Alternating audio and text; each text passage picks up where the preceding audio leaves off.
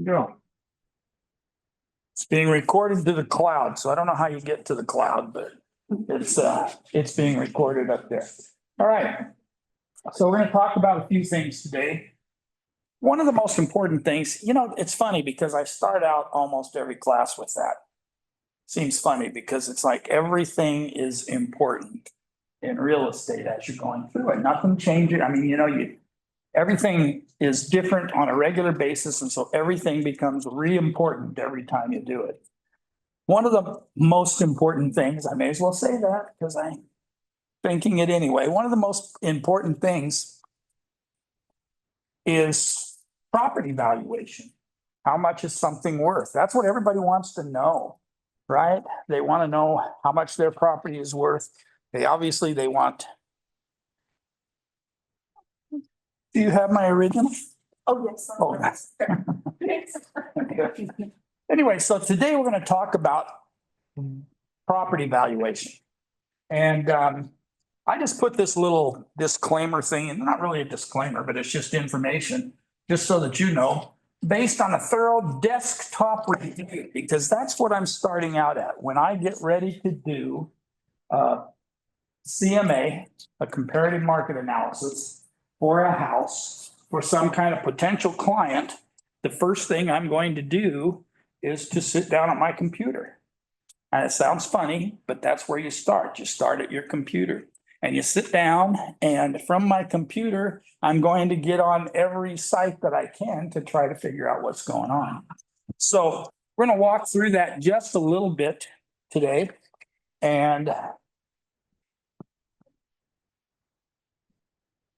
I don't know what happened to our remote mouse, so that I have to keep coming back over here to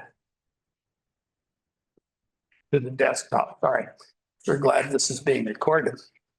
Seeing us stumble through all of this. All right. So let's just talk about making a good valuation of property in general. And it starts out with regularly previewing properties that are on the market. And I highly encourage that. Everybody highly encourages that. Even if it's, don't have anything to do today. Hope that doesn't happen very often. But I always have something to do because I can always go to, and where does that start? It starts maybe with vacant homes so that you don't have to bother anybody. So you get on the MLS and you look around for houses, or maybe you've got something coming up in a week or two. You've talked to somebody and they have a 3-bedroom, 2-bath house. So maybe I want to go look at a few 3-bedroom, 2-bath houses. Maybe I want to go to new housing, new home development and go through some of their model homes and see what things are selling for, see what prices are. I need to get prices in my head. I don't have time to do a CMA every time somebody asks me what I think their house would sell for. I do if I want to get really down to the nitty-gritty and really assign a number to it. But that's not what they want to know. Well, I don't know, I came to your open house and our house has an extra bedroom. What do you think it'd be worth? Well, the best way for me to find out, of course, is to come and see it.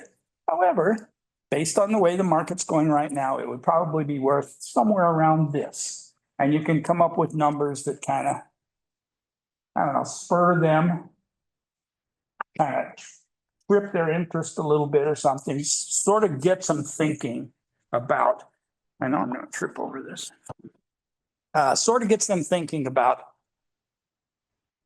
whether or not it's a good time for them to list, whether it's worth having you come over to the house or anything. But the only way to know those things is to do property previews. That's the only way you figure it out. We don't do this much anymore.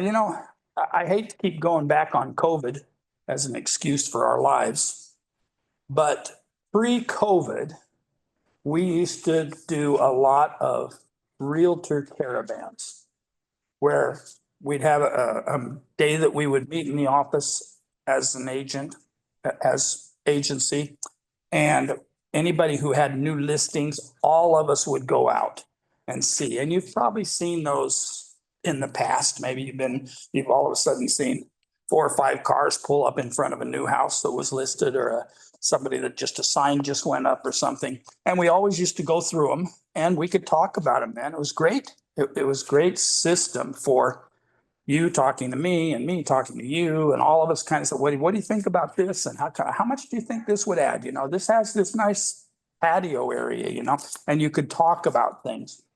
But you don't know any of those things unless you see houses. And it doesn't do any good if the only house you see is the one that you're going to do the market analysis on, right? Does that make sense? It's kind of like, if I only see your house, then what do I use to compare?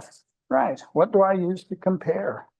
So regularly preview properties. So when you're putting together your daily schedules that we talked about in previous foundations classes and things, allow time each week to go do that. Doesn't have to be every day, but at least once a week, I would set aside a couple of hours to go preview properties. And I would sit down that morning and I'd maybe do my role playing or maybe come to a training class or something. But then from that time on, I'm going to use from 11 to 1 or whatever it happens to be to go preview some properties. So let me get that list together now. And how many can you see in that much time? Depends on how close they are together. And so keep that in mind when you're doing your weekly schedule to allow time to preview properties. And if you can't find any resale properties that are worth going to look at or something, by all means, go to the new home developments. The model home developments, they want people coming in. They especially like realtors coming in because they're looking for ways to get their houses sold.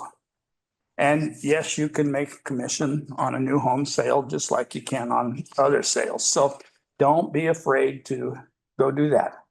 All right. The next thing you need to do, obviously, is when you're talking to a client then, whether it's at an open house, whether you made phone calls, whether you ran into them at the soccer game, I don't know what you did, but whatever you did, you came across somebody. And that somebody says, yeah, we'd kind of like to know what our house is worth. Perfect. That's what I do for a living. I tell you what your house is worth, and then you decide what to do, and I'll help you sell it. So I get their name and their address of that potential client. Like I said, whether it's on the phone, whether it's door knocking, whether it's at a soccer game, whether it's standing in an elevator. I've got one that I have listed right now that came from a New Year's Eve party. And we didn't list it back then, but we went to a New Year's Eve dinner party and started just talking to people and everybody. I've been doing real estate here for 35 years. And I know, I don't look that old, I get it. But anyway, I've been doing it. I've had people say, well, what did you do for the first 35 or 40 years? Anyway, I grew up. But anyway, the conversation just happened. And I set an appointment to go see their house. They weren't ready to sell yet because they were waiting for the wife to retire. And she retires in May. And so I knew it would be a while from New Year's Eve until May. But at least I still put together a market analysis for them, a desktop market analysis. And I emailed it over to them just so that they had something to look at and a price to kind of start moving around in their mind a little bit. So it wasn't the first time that they'd seen the price that I thought of based on the numbers. And I supplied them with all of the paperwork I could to identify where that number came from. And but I at least had to have a name and address, didn't I? It's and a name being the entire name, because Terry is not going to help you find a property when you go to the county for information or anything. Terry Ryan will, but Terry won't. All right, so I get that information and I ask him, I mean, we're conversing, right? We're just creating a little rapport. I'm acting like a realtor and I'm saying, how many bedrooms and bathrooms does your house have? and they throw out that number. So I know I'm dealing with a 3 and a 2 or a 4 and a 2, or at that point in time, it generates all kinds of explanation. Well, it's a 3-bedroom, but really we have this room off the back that we use for, and we have this converted garage thing. And so it starts that conversation as to what kind of extras they might have.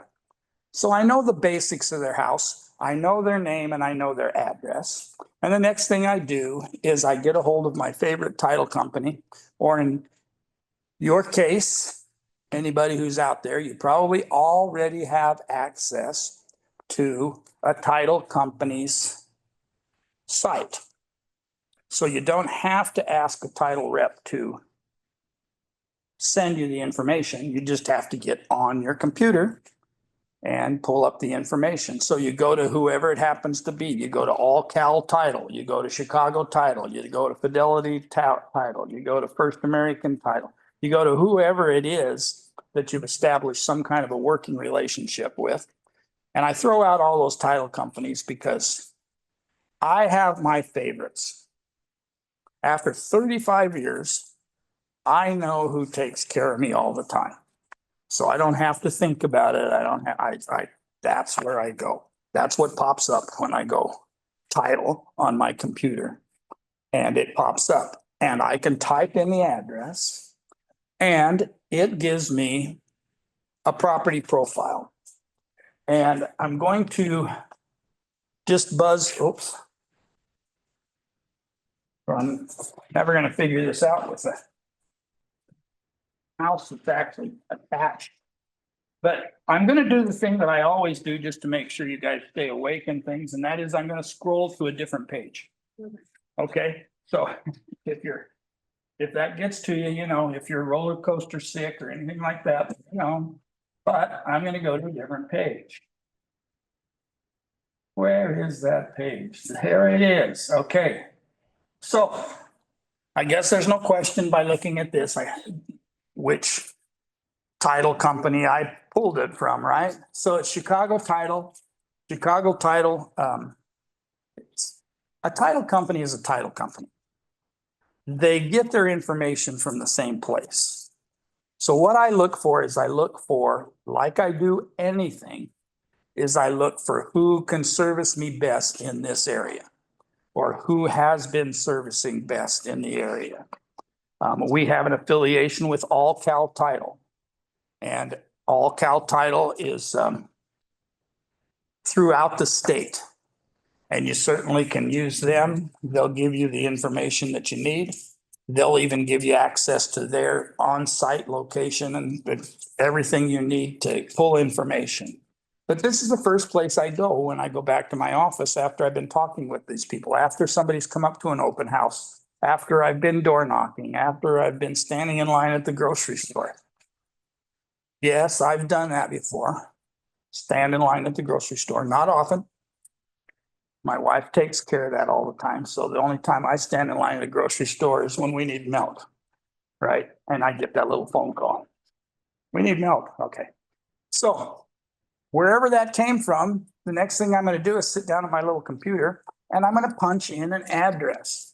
Now you guys can see the address on here. It's up there in that top left-hand corner. I highlighted it. It's 4425 Washington Avenue in Hemet, California. And it's also in your packet. Thanks, John. It's also in your packet. So we go from there. And now I know that I have the right address, right?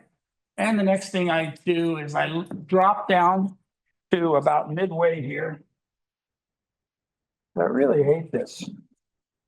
Mouse thing. All right. So I drop down here, and in this section, it's going to tell me about, and I know this is kind of redundant for some people because we went through profiles and prelims a couple of weeks ago, but just as kind of a review, plus there's some new people that join us all the time. We get a name. You see the name? It tells me who owns the property. It's a good idea to make sure that that name is the same name you were talking to. Now, does that mean that somebody else couldn't be selling this property? Not necessarily. There may be extenuating circumstances. Maybe the ones that are on the title here have passed away. and they've gone through probate.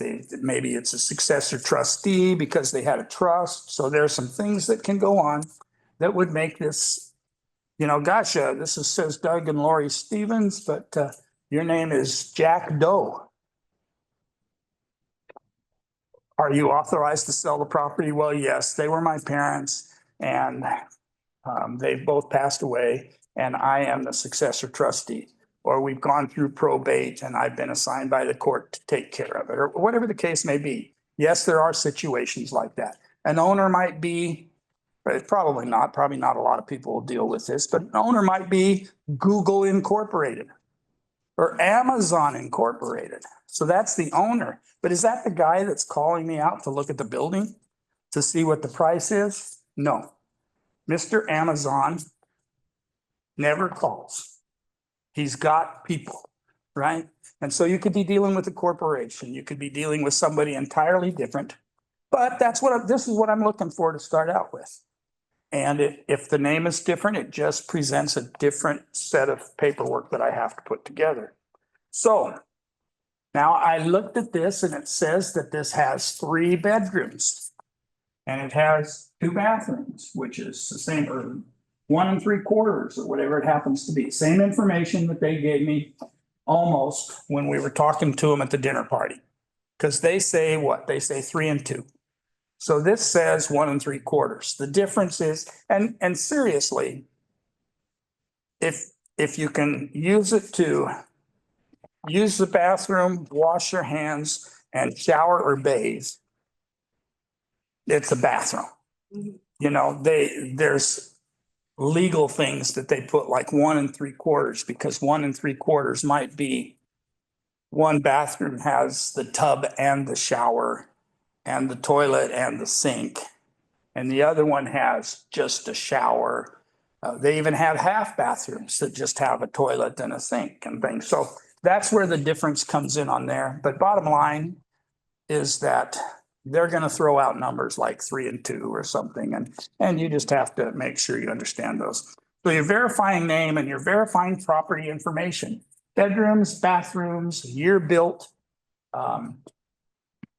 Why do I care about year built? Because that's going to make a difference in value. If I have a home that has 3 bedrooms and 2 bathrooms that was built in 1952, is going to be different than one that was built in 1989 or 1999 or whatever it happens to be. So there's different values there. And we'll talk about that in a few minutes. Square footage is square footage. How big is the house? Now there's going to be some differences. I'll tell you right off the bat that the square footage is the square footage that was when the area was developed. So there's a new development going on out there right now, wherever, all over, I guess. And in those new developments, you're going to have variations of square footage because they'll do maybe four or 5 different floor plans. You've got the 1,700, the 2,000, the 3,000, the whatever, and you have some different floor plans. And they lay out what's called a tentative tract map, and they get it approved by the city or the county, whatever they're dealing in. And then a buyer comes in and says, "Ooh, I love this house. That model number 3 was perfect for us and things. Where do you have those available?" "Well, you could do it on this lot or that lot or this lot or that lot." "Oh, all right, we'll have to give it some thought." "Well, why?" "Well, because we really wanted a cul-de-sac. We wanted to be in a cul-de-sac because we have little kids and we didn't want to have to worry about through streets and things or whatever. I don't know. We wanted a corner. We wanted a lot with a view. We wanted a lot, whatever goes on in their mind." Well, depending on where you get the home in terms of time, a builder can actually, if it meets all the setback requirements and everything else, he can actually flip it to a different spot as long as it hasn't been built yet. Right? So they can say, "Oh yeah, I can give you that model on this lot. What would you think of that?" And they go, "Oh, could you? And they do that and they build the house and it goes to the county to record and say that the house is sold and all that stuff. But now it has in this lot that was designed for a 2,000 square foot home now has a 1,700 square foot home on it instead. The county doesn't change all the tract maps. They record what you have. And so your square footages are going to be that way until the home sells the next time. And so you can look at these sometimes and you'll go into them and according to this, it says 1,785 square feet. And you go in and you find out that it's like 4 bedrooms, 2.5 baths, 2,200 square foot, and has a 3-car garage. So it's totally different than what the profile says. But the key is the address and the APN and the owners as far as that goes. You're still going to do a comparable based on what you actually see when you go to the house. Yes, I can see that it's obviously 4 bedrooms. It's obviously 2.5 bathrooms. It's whatever. And you're going to base it and sell it and advertise it based on what is there. Not necessarily what the profile says, but the profile gives you the place to start. So the next thing you have, gosh, need to bring my own mouse. I wonder if that would work. Okay. So the next thing you have is, and this is provided by the title company. This all comes out when you order the profile. So this isn't something that you have to order separately. This comes out as part of the profile. It says that these are all the home sales that are within a mile of that house. All right. And so all of these homes have sold. These are not listed or anything else. These are homes that have actually closed escrow in that time period. Now, that's a good thing, a good place to start, but it's not the place to end. And the reason it's not place to end is, I'm going to show you right here, is that you see all of those. How many are there? Okay, so there's like 18. Yeah. All right. So you have 18 houses that have sold. And then let's look at the list now that you want to see the actual addresses and things. And then I go across the list and I look for houses that are similar to mine. Mine is 1,785 square feet. But you see what the title company does is they just do anything that has sold within that 1 mile radius. And so the square footage is significantly different. And indeed, even what happens is that sometimes there will be homes that have sold, that the home development itself is right next to a manufactured home development or right next to a 55 plus community, but those are still within the 1 mile radius. So what I have to do is I have to go through this list and pick out the ones that make the most sense. So I have 1,875 square feet. I've got a couple of 1,910s and things. Those make the most sense, right? So that's a place for us to start. So I'm thinking to myself, okay, well, I'm probably looking in a price range of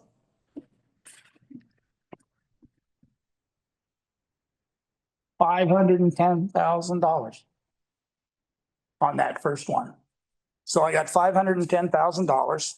And so now in my mind, I'm kind of starting to set a price, right? I've got 3 bedrooms, 2 bathrooms within a mile of that house and it is close to what I'm selling and things in size, maybe not exact. You don't find model matches very often that are exact model matches square footage wise and things. But you can get as close as you can. So I review those sales and then I'm going to do something totally different. And I wish I could do it here, but obviously with everything set up. But the next thing I'm going to do is I'm going to go to the MLS. And you're all signed up on the MLS, right? You got your realtor thing and you went down and you got your magic codes and all that stuff. And so now I can go to CRMLS or whatever your MLS is, because we are up and down the state. And so I know there are different ones. Here in Murrieta, where I'm standing today, it happens to be CRMLS, but I know we have San Diego has their own MLS. And as you move up and down the coast, there's different ones. So you go to the one that you signed up for when you signed up to be a realtor. You went down and signed up somewhere. You're all signed up? Did you go right here? Mm-hmm. Yeah. So you just went like a block away. So I know you're on. How about you? No. You're not signed up yet? No, I wanted to come and say, I'm waiting for my license. Oh, so I great. wanted to come. Great. Well, welcome. Thank you. Time you hear me, you may not want to come back. I don't know. But anyway, so we have that information. We go to the MLS, we get onto the MLS, and now what am I going to do on the MLS? Well, I'm going to go to a little button called search. And on that search button, it's going to ask me what I'm searching for. And it'll say like residential, vacant land, manufactured homes, blah, blah, blah. And it gives you a drop down list of different items that you could search for. In this case, obviously, we're searching for residential, right? Because it's a single family residence, 3 bedrooms, 2 baths, stick built, all those. So it's a residential. And I look for that and when I'm formulating my search, I start with the information that I get off the property profile, which is 3 bedrooms, 2 bathrooms, about 1,785 square feet. I'm not going to find that model match. I just said that a minute ago. So what I'm going to do is I'm going to go a little bit on either side of that, right? Because these that pulled up on the CMA were 1,900 square feet or 1,600 square feet or whatever.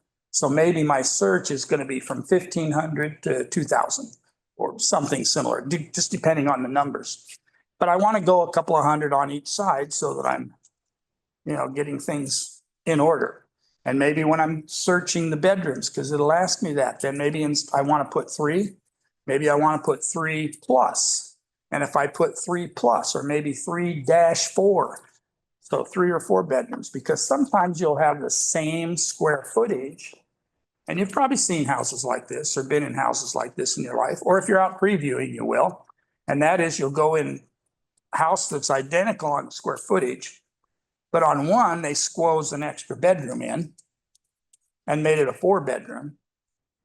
Or maybe it just has an extended living room and only has 2 bedrooms or something. You never know until you get inside of them, obviously, but it gives you a place to start. That's what we're looking for, right? Place to start was to get the name and address from whoever I talked to. And then I go back to my office and I sit down and I'm going to play around with those numbers as much as I have to come up with things. So now I'm doing my little search and I will make my perimeter adjustments and things accordingly. And then I click on the search tab and it's going to give me a list. It's going to say, here's all the houses we found that are within your perimeters. Within your perimeters bedroom wise, within your perimeters size, square footage wise, year wise, whatever I put in there as perimeters, that's what it's going to print out for me. So from there, I'm going to look for the properties that are the closest, just in case I get a list of 20 or 30, I'll look for the ones that are closest and we'll move in that direction. But my target might have to expand. Or if I have so many, then maybe the target will be smaller. I won't have to go out quite as far. So I can change the perimeters to within a mile. I can change the perimeters by saying in this subdivision. And I would just put the name of the development in there and things. So I can make my own perimeters depending on what I need to do to find a value. And sometimes they have to be extended really big. Sometimes I have to go even outside that neighborhood, but maybe I'm looking for another development of KB homes that were built at approximately the same time, which is why my searching and my researching and my previewing up front all makes a difference. It all lays the groundwork for you to be able to come up with some reasonable pricing on homes. So I evaluate all the prices and I drop down. Now I'm gonna take just a minute and we're gonna talk about we have the perimeters now. We have the basic guidelines. We have the where we're going to look for property and how and what kind of a general price tag it puts on it and things. And now I want to start nailing down things a little bit more. And we have this 2 or 3 CMA tools. One is on the MLS itself. As long as you're on there, you can click, go to the bottom, click CMA, and you can click on that. Okay, and that puts in the properties that you told it to. So the ones that you identified and checkboxed. Well, we talk loud sometimes, huh? I know. And they don't even think about it. Got one that has a desk right here that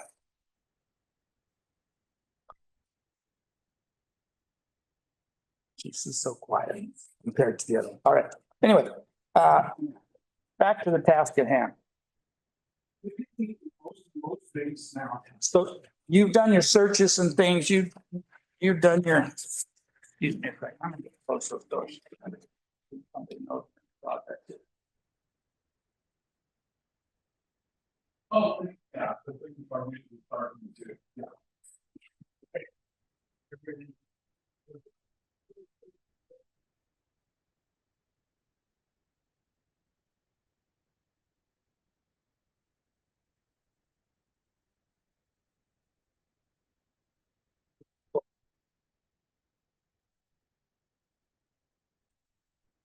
All right.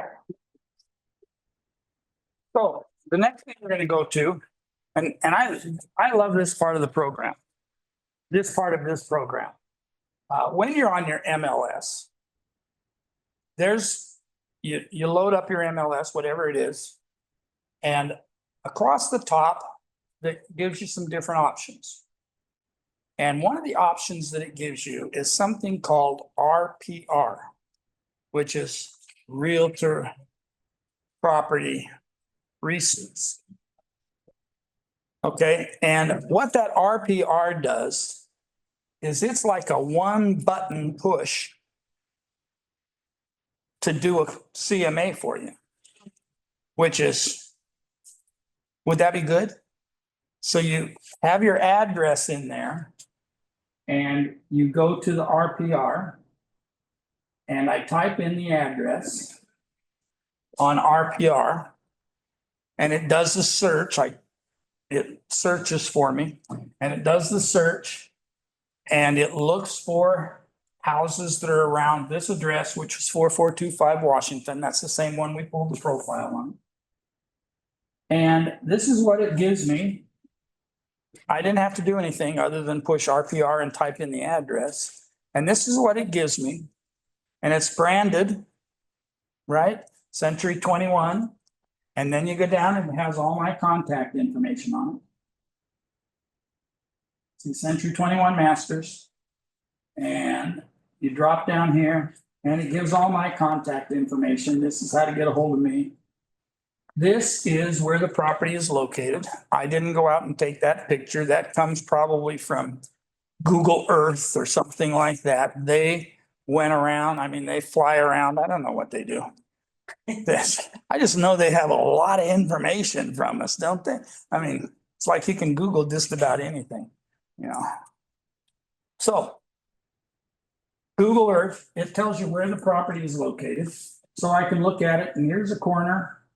And here's the house that we're talking about. Now I can look at it from here, from the very tippy top, and I can see a couple of things that are something that I really didn't know about when I looked at the profile. Okay, for one thing, I can see by looking at this that it has RV parking. And it looks to me like it's paved RV parking. Right, there's a gate there, but it's gated, paved RV parking. And at the back of that area, they have an above ground doughboy pool. So there's a couple of things that I can see now that we didn't talk about when we were talking originally and didn't pop up on a property profile that we had RV parking or anything, but now we do. So now, am I adding value in my mind? Yeah, kind of.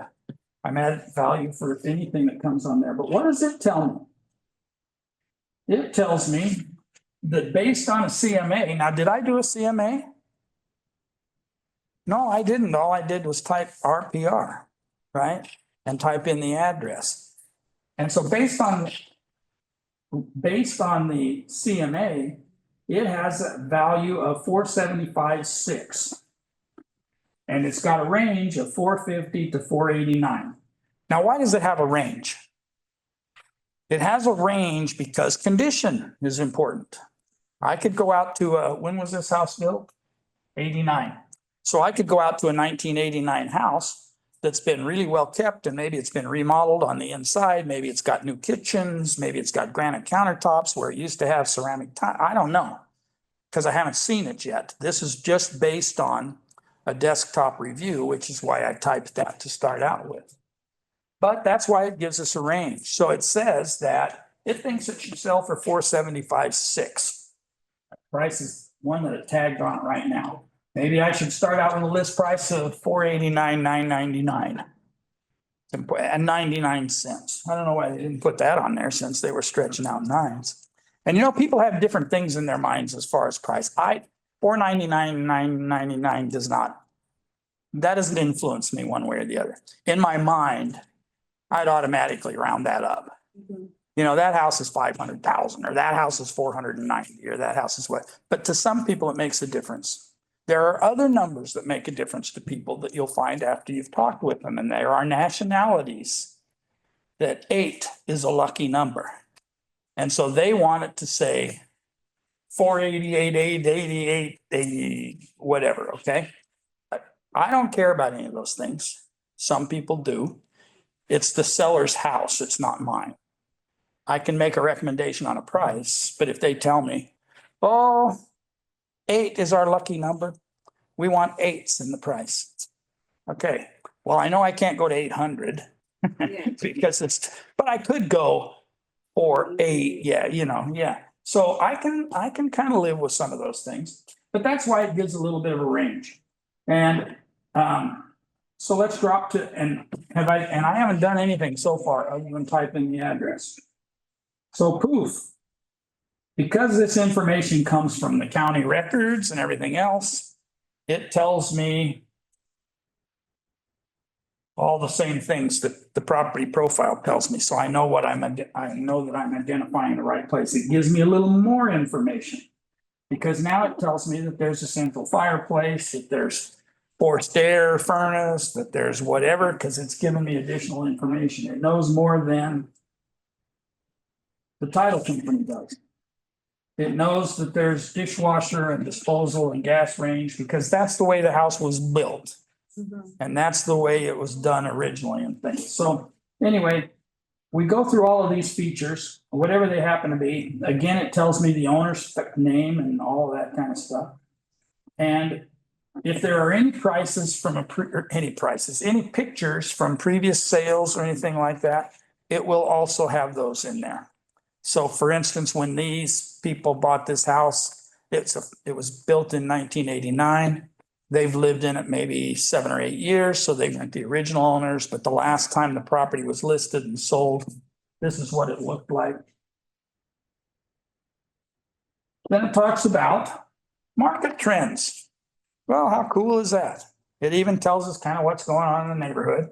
It says that the average months of inventory, if we didn't sell another house and we didn't list another house, this is how much inventory we have on hand. Right?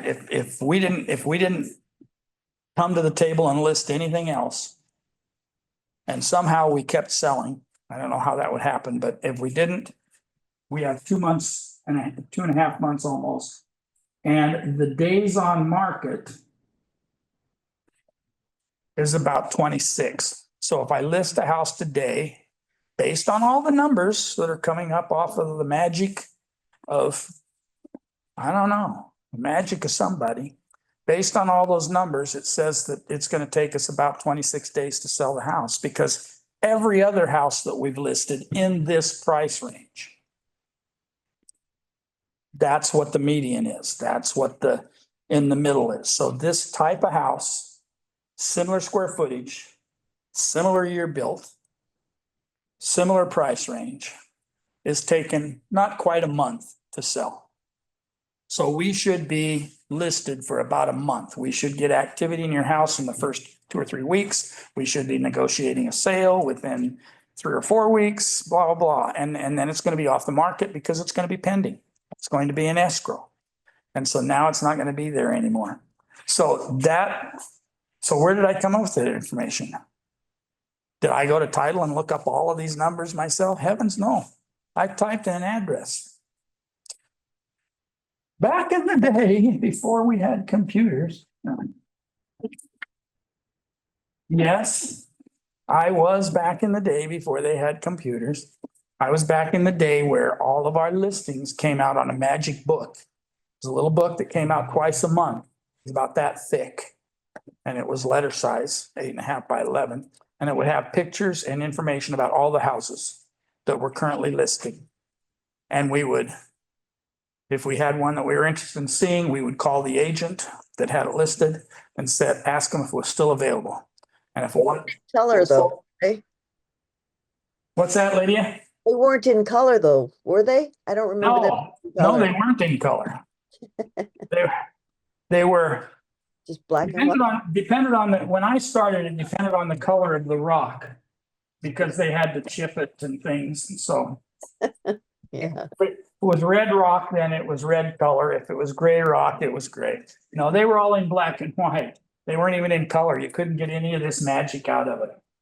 And anyway, now we have all this stuff coming up and we can do as much of this report. I can tell you that if you do the RPR report and if you did the full report, and I'm talking full report, it would give you, I believe that the latest I checked, the full report was about 80 pages. Now, do I want to take a book the size of a small computer to them to look through and have them try to figure out what kind of information they need to know? No, I don't want all that stuff. I just want the basics. So I get the opportunity on RPR to go through there and click on just, and I would encourage all of you to do this anyway. Pick a house. Well, I don't care. Pick any house. Pick your neighbor.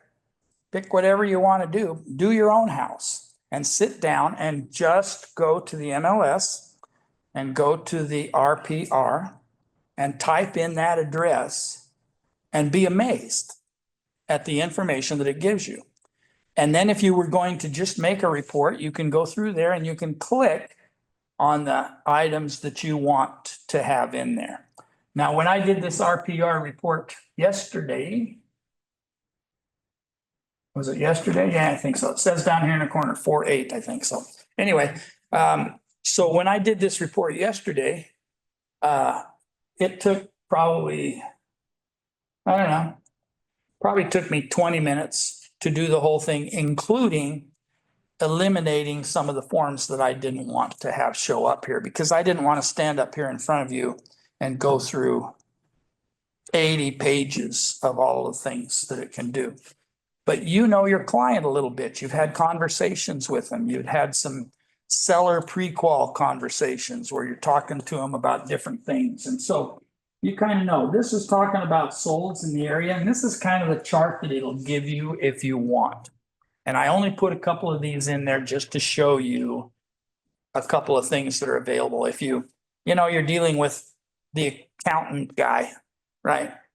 He's a CPA. And he probably does half his life is spent in numbers and pie charts.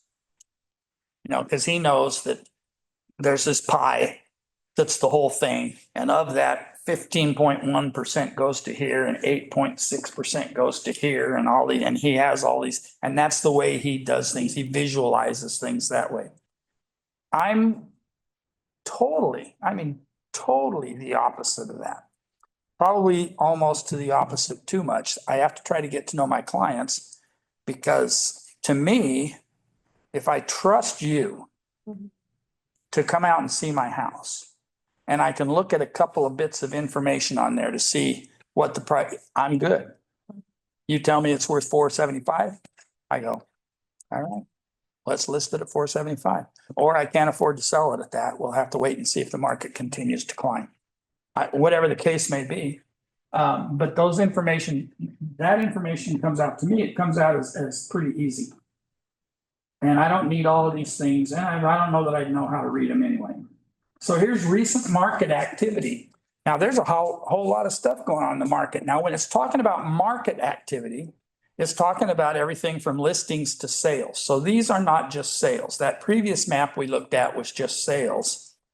This one is all the things that are going on. So if I were live on this right now, I could hover over any one of those numbers and get the address and find out if it's sold or if it's just listed or what's going on, but it's market activity going on right now, right this minute.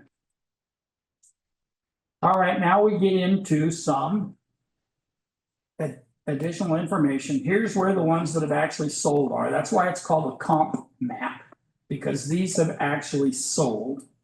This little pin right here, this is our property. And so you can see that those others that have sold they're within that 1 mile radius. And then it goes a step further. Now think of how much I've done at this point in time. I went in and I typed in an address. Yeah.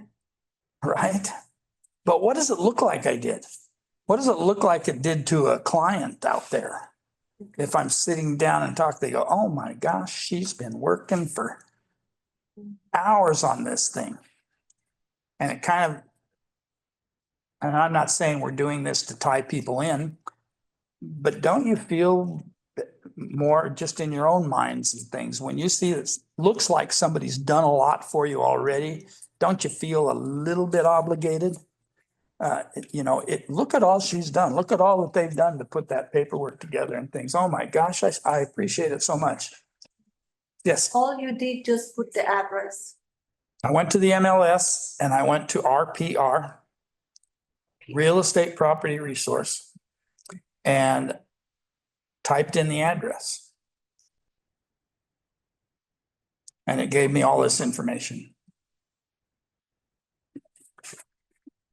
Okay, so here we are, all these properties are around there somewhere. And it gives me breakdowns on them. It tells me, now, how does it have all this information? Well, this information, since it's a real estate property resource and it's through the MLS, this is coming from MLS information. I could do all of these searches individually. I could go through the MLS and pick out these same properties and search and say, oh, well, this one looks like it, and this one looks like it, and this one doesn't, and things like that. But by going to RPR, it takes me out of the picture as far as having to do the searches. Now I can still go in, if I were live and I looked at this and I read some of these descriptions or something, and I see that somebody had a pool or a whatever, I can go through and I can delete that one. Or if mine has a pool, I can add one or something. So I can make those adjustments prior to printing. But this literally, if you open this Apple right now that's sitting on this desk and went to the MLS and typed in your home address, it would give you all of this information. But it all comes from searching the MLS, so it does the search for you. It's not me identifying specific properties, which is considerable time savings and still gives you good information. So now what do I have? So I've got all of these things going on. I can read descriptions about all these houses. I can find out who even had it listed last. Now I get a little color picture with it and it breaks it down columnar. This is one of the reports that I like, only because I told you that I'm kind of a simple guy when it comes to, I just want to know house and number, house and dollar, house and dollar, house and dollar. That's what I want to know. So this is columnar, and it's one of the reports that you can download to use or not, depends on the situation. And it just goes through and it goes through and it has the subject property here. And then it goes through and it says close, 3 bedrooms, 2 baths. Here's one that's 4 bedrooms, 2 baths. Whatever it happens to be, it breaks all those things down. So I know all of those answers. I also have the opportunity in there. If I think that RPR overlooked something, or if I think I need to spread my marketplace a little bit, maybe I didn't find enough. Now, this is enough. If I go out with 6 or 8 comps, that's plenty to establish value. But if I say I only found 2, and so I had to go outside that mile radius that they were talking about. So I have to go outside that mile radius. And And I found one on my own over here at this place, or by searching the MLS, I found one here. And there was this one on the title report that came out. And then there's this other one. I can add those addresses in and it'll research them for me. So I can add properties to it. So here's a couple that got added. See, it even added, now this, and you have to know this area to know, but Washington Avenue is the furthest north street in Hemet before you go into San Jacinto. And yet here's one that's a similar house, closed escrow on Las Rosas in San Jacinto. But everything was similar on it and things, and it closed at 470, so that's a reasonable price. And it was only, I mean, I don't know where this was exactly, but I mean, literally, it could have been 2 blocks away. You know, it could have been just across the Ramona Expressway or something. So What about time frame? Like, does that have a time frame as to what it's comparing, when, how recent that's sold? yes. And that is when you put in the address to start out with, a couple of things that it asks you. Because I made it sound like all you do is type in the address and it's magic, which is almost true. You type in the address. However, if you know anything specific or if you want specific perimeters, there's a place for you to put perimeters. You can even change the mileage perimeter. It doesn't have to be, it automatically does the mile radius. But if you're out in a rural community, out here north or east of wine country or something, and you're out kind of in the boonies, then 1 mile may not give you enough information. So it does give you the chance to change a couple of items on there, and you change that at the first, then its whole search is based on that. So great question.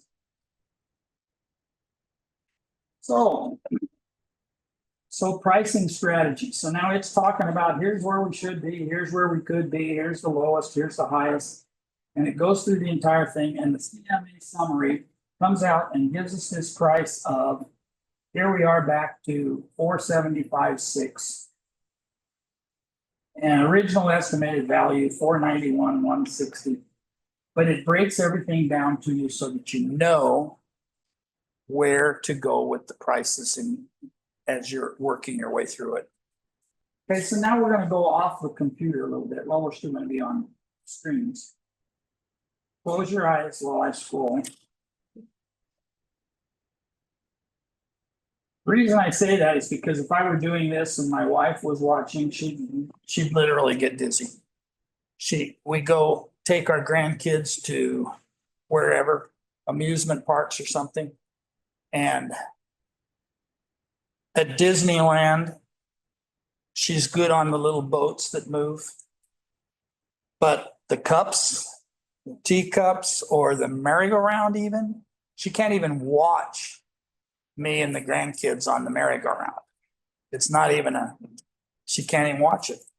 And so when I scroll through these things, she goes, I don't know how you even keep track of them.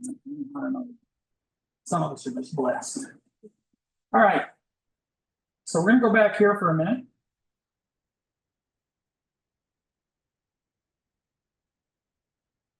Just to wrap this part of things up before we go to one other thing.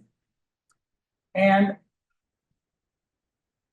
a few things to remember. And that top one in red, some things to keep in mind when reviewing. Okay, so now we've got the price, right? We've done everything for the price we put together. But now what are we going to do to make our final judgment, if you want to call it that, our final valuation? And that is to go to the house itself and look around and think, oh my gosh, this carpet is terrible. It needs to be replaced. That kitchen is original, 1989. I've gone in houses, and I know it shouldn't surprise you in things, but I've gone in houses over the 35 years that, like, where maybe I went into them a year ago, and they still have avocado green bathtubs. And I know you weren't alive in avocado green bathtub, but there was, and that was kind of before me too. But there was a phase where avocado green and orange and a couple of colors like that, kitchen sinks, bathtubs, bathtub sinks and things, and you go in and those are still there. Or you go in and there's an avocado green shag, you know what a shag carpet is? It's the one that has the raised loops. Carpet in there. And those things are value changers a little bit because nobody thinks of that as being, somebody walks in and they have this pool, but it doesn't have water in it. And it hasn't been used in 10 years because we don't use the pool anymore. Once our kids graduated, we don't use the pool anymore. So you just let it dry up or you drained it, or what did you do? So there are things that you'll see when you go out there. You drive out to the house, and even though Google here has a pretty good view of what the place looks like from the air and things, you might go out to the house and see all kinds of missing roof shingles. You may see the crown across the top of the roof with folded up. And I hope that when you preview properties that you kind of look for these things. And I know you don't know exactly what to look for, but at the same time, do you know what? You guys have good judgment. You're in real estate, for crying out loud. That was a good judgment. Okay, yes. Are you gonna tell the owner we recommend it? Yeah. I mean, they don't have to. They don't have to, it's their house. They're- But you do absolutely talk to them about it. And the reason you talk to them about it is because when you finally come up with a price. Okay, online, we came up with 475. But if you go out there and there's all these things wrong, you want to make sure that they understand why you're having to bring the price down. 475 is based on a desktop review of homes that have sold that are similar. However, those homes actually had flooring instead of a slab. Those homes actually had updated kitchens. 89 doesn't seem like, and time goes fast. And 89 doesn't seem like that long ago because I was alive in 89. But that being said, this is a long time ago. 89, 99, 1009, 1019, 29. We're coming up on 40 years old for a house that was built in 1989. Is there going to be some things different on it from 1989? It's going to be different one way or the other. It's either going to be different because it's deteriorated, or it's going to be different because it's been upgraded and maintained. And those are the things that we're looking for when we go out there. So not everything somebody has done to the property adds value. It may aesthetically be more pleasing, but to have a house when somebody says, we just put in new carpet, that doesn't change the square footage. It changes the way it looks. It doesn't change the value of the house. It makes it saleable, but it doesn't change the value up or down. If we are at that 475 mark, whatever that mark was, that's where that mark is going to stay. It's just that now it has new carpet, which looks good. And that makes it aesthetically more pleasing, but it doesn't do anything else.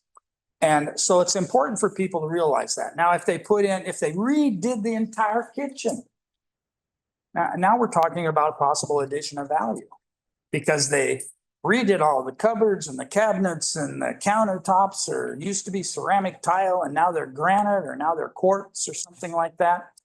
They did new appliances and all appliances are upgraded appliances and then there can be discussions about value.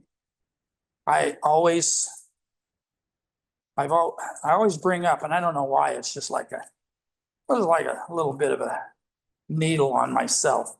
But I always bring up the fact that to different people that I have a $20,000 microwave. And I know it's hard to believe that you can find a microwave for $20,000. But when a built-in microwave goes out and you try to match it, doesn't match anymore. And so the one that you buy now does not match the range, which does not match the refrigerator, which does not match the dishwasher. And as long as all of those things are being taken out, you may as well have the cupboards refinished. And as long as those are all being done, why don't we put new granite on top? And if we're gonna put new granite on there, we wanna be sure and put a new sink in because we don't wanna have to change the sink out after we've got granite put on top of it. And now the floor tile doesn't work. Right? It's tile. So we take up the floor tile to put down a new tile that's distressed wood. So it looks all cool and updated and all that kind of stuff. And that microwave breaking cost me 20 grand. Okay, and that's what happens to people. I mean, you'll go in houses and you'll see the brand new whatever dishwasher in there, and they decided to go with stainless steel because that's the way, you know. But then you look over here and they have a white range, and they have a white refrigerator, and they have a black microwave or something. It doesn't look good. Aesthetically, it pulls. Does it make it worth less? You know, from a standpoint of somebody coming and looking at it, it does. So whatever they do doesn't necessarily add value. Sometimes it's just deferred maintenance. That was worn, that carpet was worn out, you had to replace it. If you stayed here, it had to be replaced. If you move, it has to be replaced. Somebody has to replace it. But it doesn't add value because guess what? I wanted distressed tile flooring. I didn't. Somebody else in my family did. So that, you don't like that. You like wood laminate. So me replacing that didn't add value for you because I'm already thinking, you know what, I could live in this kitchen if we had wood laminate flooring. Or I can't believe that as long as they were putting down this wood laminate flooring, that they didn't go ahead and do the living room as well. And then we could put down an area rug. So everybody has this different vision of what's adding value to a house. So don't think that everything that they did, because they'll tell you, well, we just put in a new this, we just put in a new that, we replaced the water heater. We just had to, you know, if you replaced a roof and I have a 30-year guarantee on it, I have value. If you had a roofer out there to replace some shingles, it doesn't add value. You just did some maintenance on it. So just pay attention to those kind of things. Fresh paint, aesthetically, it's nice because it pops when you walk in and things, and that's always good to have. But did it add value? Is the wall worth more money now? It's not worth more money now. It's just aesthetically, it's more pleasing. So even somebody who says, well, I just had the outside of the house painted. Great. It really makes it look good from the curb. That will draw people's attention to it. House is worth $475. And so we just have to know that difference. Garage conversions. Okay, we're going through a lot of that now. Two years ago, California passed a new law that allows almost every property in the whole state to add or convert, with the idea of trying to give more people a place to live. So you can put in an ADU, which is that's an accessory dwelling unit. It's a separate unit. We used to call them mother-in-law quarters or father-in-law quarters or something like that. But now people rent them out. They do all kinds of things with them. That adds value, certainly. How much did it cost for you to build it? Is it built in a workmanlike manner, or did I do it? Because if I did it myself, it wouldn't be a workmanlike manner. It would be like a lean-to. Well, maybe a little bit better than a lean-to, but really not, because I don't, but was it on a concrete slab? Is it done with framing and footings and drywall, and does it have all its own heat? Does it have all its own plumbing? Does it have, anyway, so is it actually an accessory dwelling unit, or is it just a conversion of something? An accessory dwelling unit adds a lot of value. A converted garage,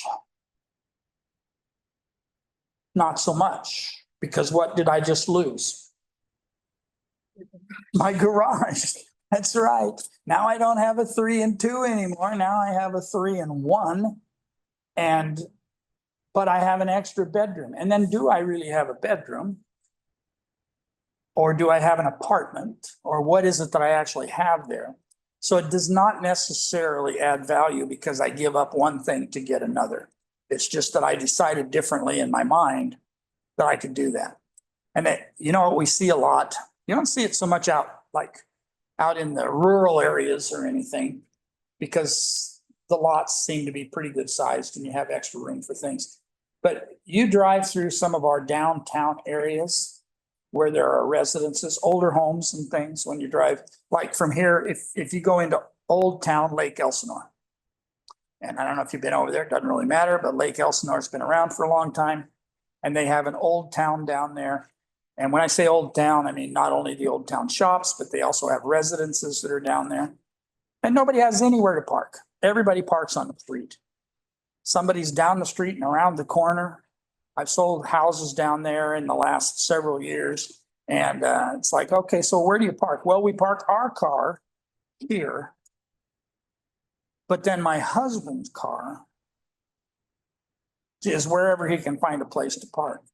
And now think of it, and now you converted your garage and you turned it into another living area where not only did you lose your garage, where am I going to park? Or I added an ADU in the back. Well, how do those people get to their house? Did I have to wipe out half of my lot to give them a driveway?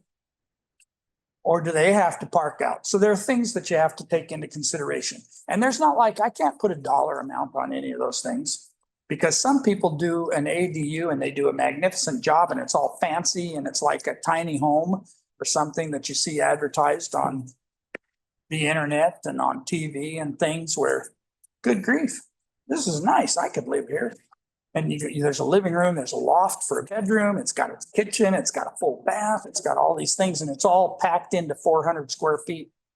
They come in and they drop it on the back of the property on a slab, and it's really a house. All they have to do is hook it up and wire it up and hardwire it electrically and hardwire it plumbing wise. So there's value there. So sometimes there's value. Permitted modifications, as it says on your list, add more value than something that Terry decided to do in his spare time. All right, so if I have permitted, then one thing that's going to happen is on your property profile, it's going to show up, because once it hits the county records as having a permit, now it's going to hit your property profile as well. And so, and not instantly, but within a short period of time. And so now, since there's a permit on it, and if it hasn't shown up yet, I can still call the county, whatever county you're working in, I can call the county and say, is there a permit on the accessory dwelling unit? And sometimes when you say you're going to do that, the seller panics because he knows there isn't. And he says, well, what if it isn't? And then the county comes out and I can't tell you what's going to happen there. All right. So location and views can't be changed. So there's value in those or there's not.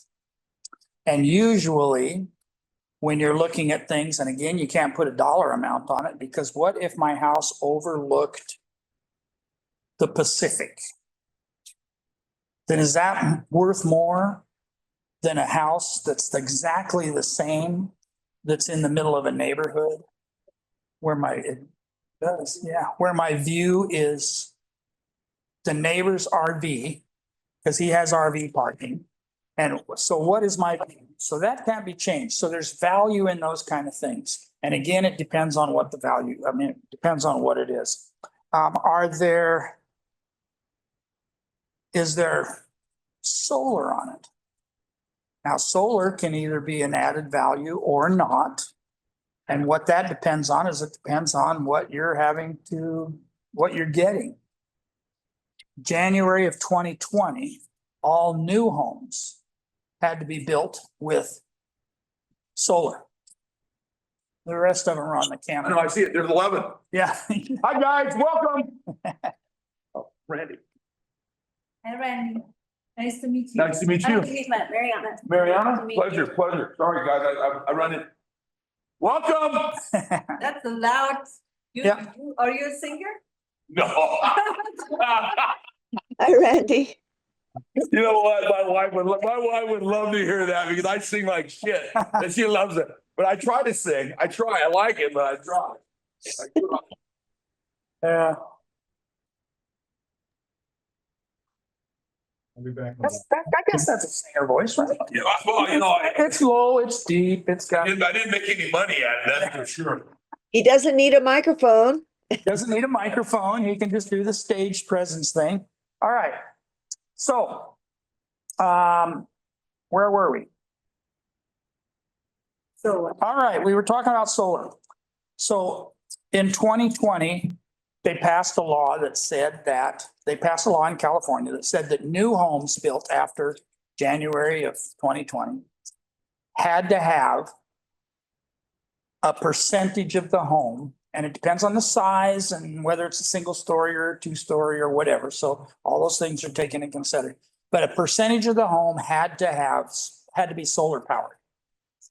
And so the people that bought those homes paid for the solar when they bought the home, when they bought that new home. Now, there's a lot of homes that are older than that people have taken upon themselves to put solar on them, which is okay. The value of it depends on whether or not they paid for it, because they have different ways of taking care of solar. One is to buy it outright.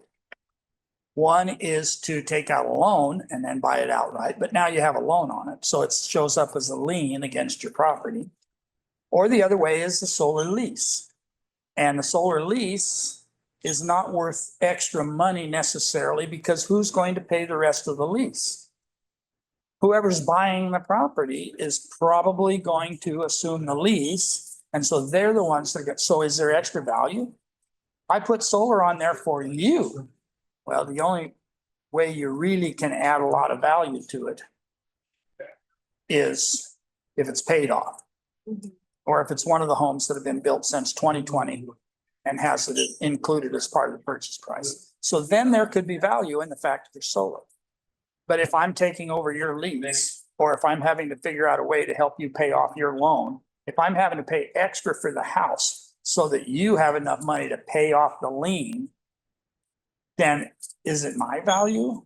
Maybe some of it, but not certainly all of it. So you have to be careful about solar. Pool and spa and outside living space. There definitely can be value there, but you have to pay attention to it like you do anything else. When you go out and look at a property, if you go out there and the property is 10 years old and has a 5 or 6 year old pool because somebody put it in after the fact, and they did fountains and waterfalls and enclosed grottos and, I mean, all the things that people do to pools nowadays, that makes a difference. And so if they've done a lot, then maybe they've done a lot. If it's an older pool, there's probably going to be some maintenance and things that has to be done. And so the value is not going to be as much. I went to a house a while back, and we went into the backyard to see the pool. Nice house, and of course, and it had a nice pool out back. And we go out there, and the grottos and things that I was just talking about, that was all done. It had the wall around it, around the pool, or the back of the property, actually. When you look at that, and if you've been to Disneyland before, you see some of the rock, the way that it's cut, you're driving around on your little car in Cars or something, and you see the cliffs and the mountains and all of those kind of things. Well, this was all there. I mean, all of that kind of stuff was there. And it turns out that that's what the guy did for a living. The guy built Indiana Jones and those kind of things. And so he built those things. And so he just incorporated that into his home. And he had the built-in barbecue that had a bar with sitting areas, and that backed up against a pool. And part of it was actually lower than the pool. So you actually had part of it was a swim up bar if you wanted. And it had the grotto that when you turned on the water, you could go up the top of this little whatever, and you could slide down it. For a kid, it had a little swirly slide.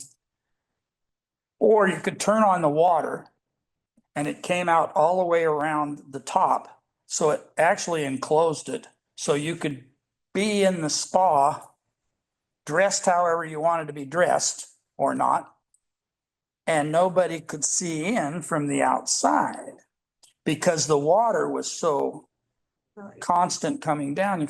And anyway, it was like, how much do you put on that kind of thing? And he says, well, he says, I get wholesale things. And he says, it cost me about $250,000. Well, does that make it worth $250,000 more bucks to the buyer? No, it doesn't. Is it nice? Yeah. If you went out there and you saw all that stuff, and you took your kids with you and they saw the pool and the slides and all that, I mean, would that be worth more to them in their eyes? Of course. But does it add $250,000? And the answer to that is no.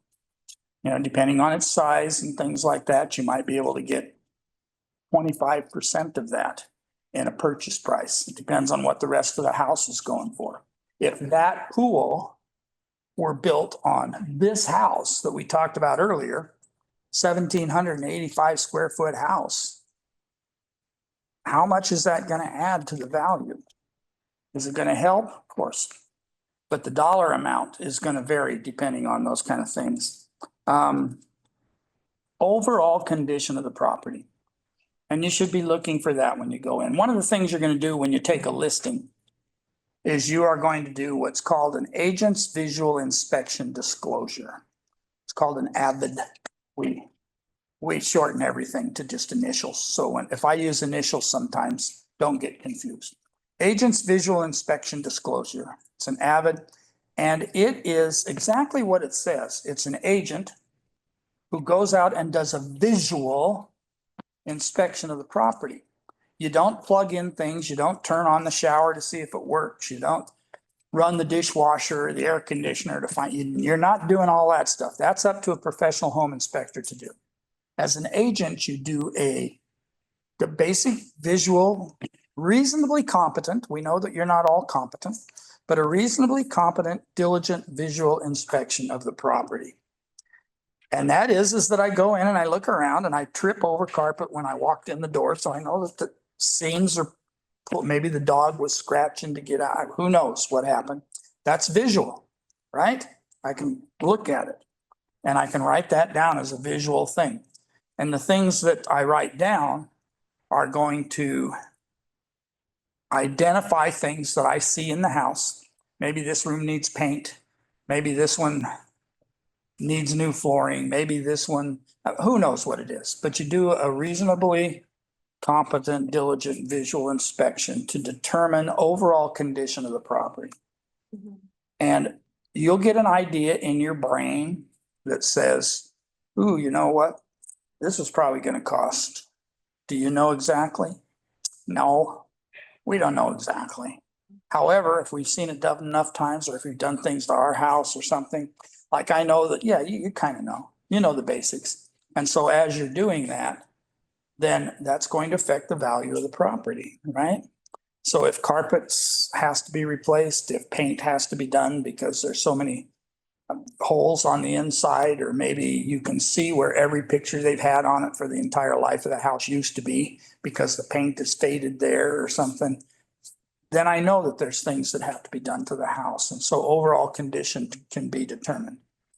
And then, of course, you follow that up with the home inspections that are done, and the home inspector comes in, and then he's the one that turns on the water and turns on the shower and tests all the outlets and things. He's the one that does that. Ours is a visual because we're trying to determine property condition.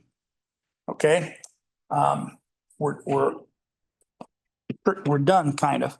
There's one last thing that I wanted to touch on real quick. I don't know where's that. Okay. So it's also important that you know, just in general, your market. What's going on in the towns that you work in or the areas that you work in or whatever. Try to find out what's going on in those different areas. Now, this isn't going to end, this little 3-pager here. I put this together every month. Comes out shortly after the first of the month because I wait until March is complete and then I start working on it because I want to get March's numbers all in there. And so I go through there and I figure out what's going on in the different cities that we have offices in. And that's what the market at a glance is. It comes out every month. And I would encourage you to stay on top of the markets in your area, whatever towns you work on a regular basis. Pay attention to those. Take this out to when you go see a client, if you have one that's being particularly hard on you or something like that on the phone. Take this out with you so that you can show them and say, yeah, you know what? This is what's going on in the area. This is what happened in the month of March.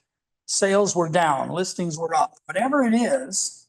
And it tells you what it is for that particular area and things. We're sitting in Marietta right now. And let's see where Marietta is. All right. Marietta.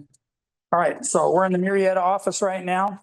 It says that there were 132 closed sales in the month of March. That's across the board, right? Not just. That's not just Century 21. Good question. That is what happened in real estate. All offices, which was up 8.2%. So that's good. We jumped up 8% over the previous month. Our average price was $792,442, which was up 10.6. Our average price per square foot is $325 a square foot. Average time on the market was 40 days and unsold inventory is 3 months. So basically it tells us that on all of the cities that we have offices in. Just to kind of give you an idea. And I'm not saying that this is the only place you can get this stuff. If you title have access, that's where I get some of this information, but title companies will give you access to it. They won't give it to you all pretty like this. But if you called and said, could you send me market updates on Wildemar or whatever it happens to be, they could provide you with that information. And don't be afraid to ask those people for things. We pay big money for those things. So don't, and they want your big money. And so don't be afraid to call whoever your rep is and say, can you get me this? Yes.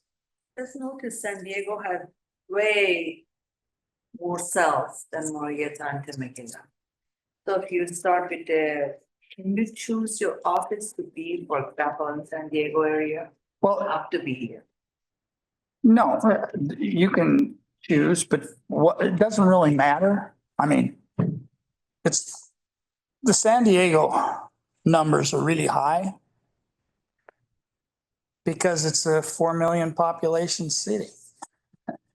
And so there's, I don't know, 1 million agents. I don't know how many, there's not 1 million, of course, but there's 30 or 40,000 agents. And so the thing that Their prices are a little bit they better. have, and their prices are higher. No, And so that makes a big difference. And so there's a lot of things that go into that. And I'm not saying you shouldn't, because we have all the offices, so it doesn't matter which one but which one are you actually going to work out of? Which one are you actually going to be around? Which one do you actually live close enough to maybe do some farming and some prospecting and things?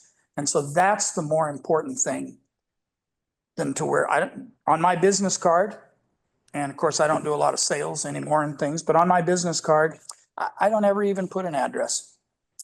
What it has is it says Century 21 Masters, Terry Ryan, 951-551-4714, and my DRE number. And on the back of my card, I don't have one on me. Do you know what I have on the back of my card? Picture of the beach. And it's just, but it doesn't matter because what it does is it says who I am, what I do, who I do it for, and whether or not I'm licensed and how to get a hold of me. And so I can sell wherever I want to. It doesn't really make any difference. And it doesn't really matter what office you're assigned to unless you actually are going to be physically around there on a regular basis. If you're going to be in San Diego, then I would highly recommend, or somewhere in San Diego County. We have two offices in San Diego County. One is San Diego, the other is Oceanside. And both of those offices, I mean, we don't care which one you work out of. We only care that you work. And so it's, but don't be too thrown off by the numbers because when you see some of these numbers, they're really big. You know, you look at, what's a good example? Look at Hemet, for example. Okay. That's a good So- big number also. Hemet, 127. And do you know how many agents total, not just Century 21, but do you know how many agents there are in Hemet? About 200. So you've got 27,000 in San Diego versus 200 in Hemet, selling about the same amount of property, obviously for a lot less money, but your chances of keeping transactions in the pipeline are better one way than the other. But it doesn't matter. Wherever you feel like you want to work and wherever, and I threw in that last word, I hope you heard it, because that's the most important word, and that is work. So whichever one you feel like you're going to work, it doesn't matter what you have on your card. It matters what you're going to work. And are you this, and the last, and then we'll close and I'll go home and, oh no, I don't get to do that. But anyway, but the last thing is that where am I competent? Because that's a big thing. You know, you're trying to establish a level of confidence with your clients. And if you have never sold in an area and you don't know the area, other than the fact that I go down to the gas lamp district to have dinner every once in a while, that's not familiarity with residential neighborhoods and things. So am I really familiar with that? Or am I really familiar with Los Angeles? Am I really familiar with, I mean, Los Angeles has like 7 million people in it and tens of thousands of realtors. And so am I really familiar with that area enough to go in there and do anything? What area am I most competent in? Which one am I going to be able to work the most? And those are the things to take into consideration. And San Diego might be fine for you. I'm not saying it's not. I'm just saying base it on what you can do. Yeah. And how often do you have your training? Is it once a week or? So I do training classes Monday and Tuesday of every week. And I also throw in a couple of others during the month that you kind of have to look at the schedule to see when that is, that are specific to something that's going on in this- right now. Or you go to Hemet and here? I go all over. Yeah, yesterday I taught a class out of Canyon Lake.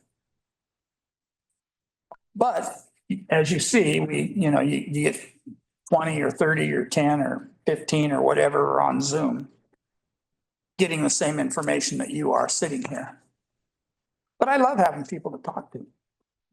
Even though I know I'm talking to people on camera, it's kind of funny because some of the offices that I go in, because of the way it's set up, it's like this one when I'm in here alone, which I am occasionally, like you guys aren't here, but I'm talking to all of the people on Zoom. And it feels kind of funny because I'm in this great big room and nobody's here and I'm just kind of talking away and I see all these pretty little 1x2 faces on the screen and stuff. And anyway, so but I do it all over. Last Thursday, I taught a special class. And I was in San Diego. Our San Diego store that's on Claremont Drive, right by Mission Bay. And I taught a class from there. So sometimes it's just, where am I gonna be? But I can do the class on Zoom from anywhere.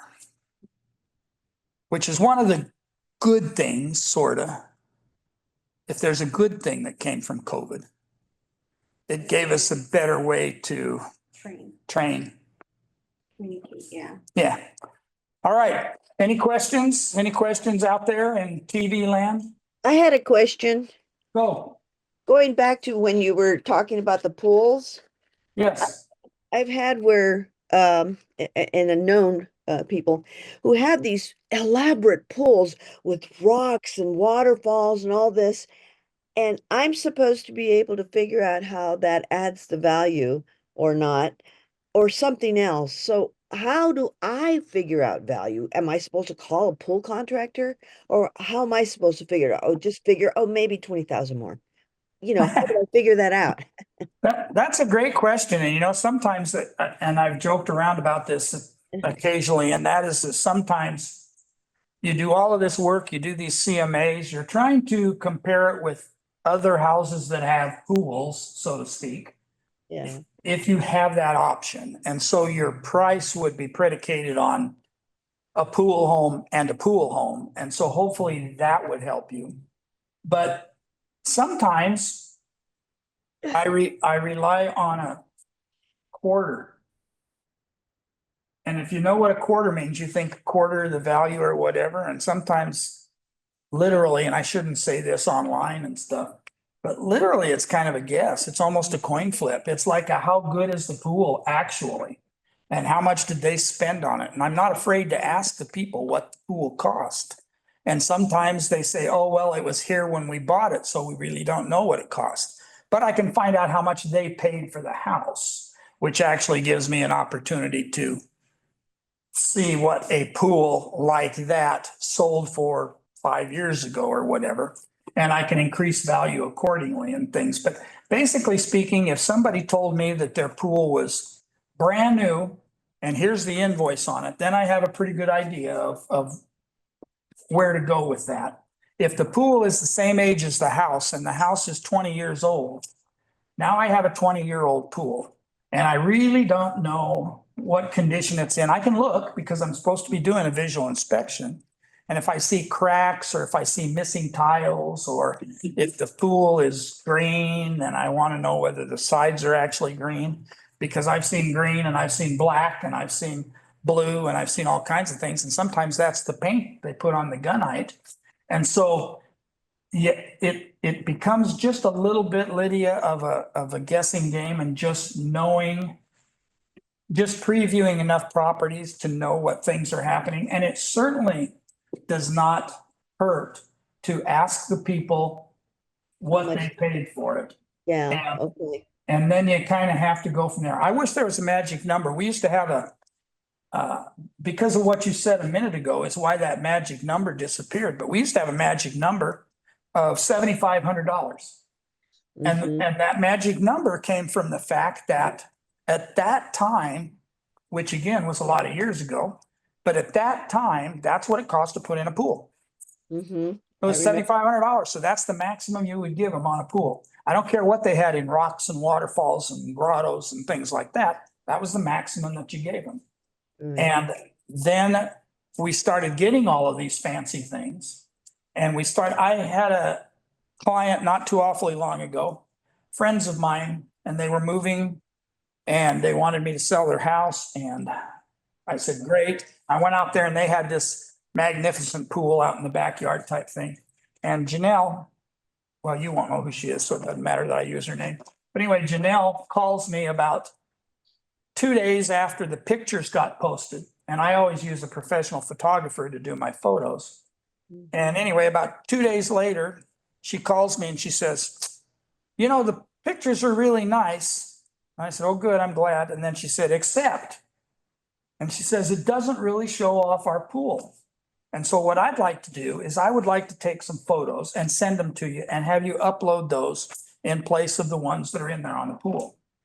And so she went out and she took some pictures during the daytime in the high sun, and the waterfall was on and the little streamlet flowing down to it was on.